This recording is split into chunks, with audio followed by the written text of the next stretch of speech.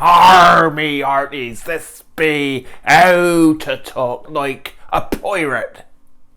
Yeah, so very soon is September the 19th, which is International Talk Like a Pirate Day. So I thought many of you might need some help in how to talk like a pirate.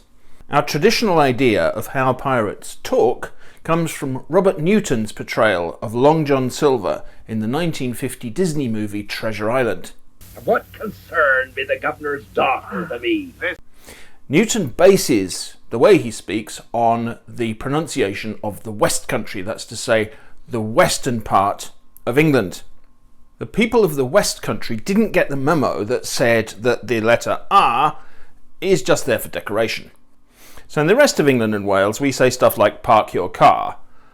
Well, pirates didn't say that, but compared to, say, the West Country, where pirates come from, Scotland, Ireland, and North America, where equally they didn't get the memo, and people say things like car and heart. So one of the important things about talking like a pirate is to have these R's pronounced R in the word R, and in car and part and heart and my hearties.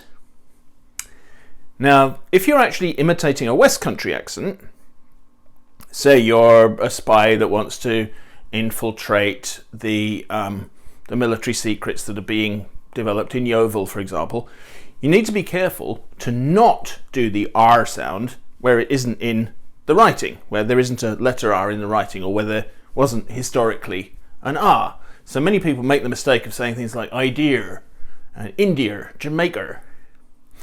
But if you're doing a pirate, it doesn't really matter. Newton himself said things like James Hawke, "I thought," "Tim Harkins," where a true West Country person would of course know that there was no R. R. Another important thing from a pronunciation point of view is that the sound I is pronounced as oi. So I am pointing to my eye. And that's basically the most important things about pirate pronunciation. From a grammar point of view, pretty much in pirate grammar, whatever you've learnt about English grammar, just do the opposite. If we take, for example, the verb to be, pirate verb to be goes as follows: I be, ye be, be, she be, tis, we be, ye be, they be. With other verbs, you can just throw caution to the wind and randomly put an S on the end. So I thinks, he do, we does, however you like. Thirdly, you've got specific pirate vocabulary. And probably the most important item of pirate vocabulary is R, R, which means I'm about to say something. Fourthly, terms of address. Now, Jim Hawke was a major character in Treasure Island, and Long John Silver called him Jim Lad. Now, you can call anybody Jim Lad. It doesn't matter what gender they present as or identify as. It doesn't matter if their name is Jim, James, Pauline, whatever. You can also call people mateys, which is basically your shipmates. My earties, which is wonderful because it's the people you love. Pirates, you don't normally see that kind of the pirates who are in touch with their feminine side, but here we have, I just have this image of hearts floating around. My earties.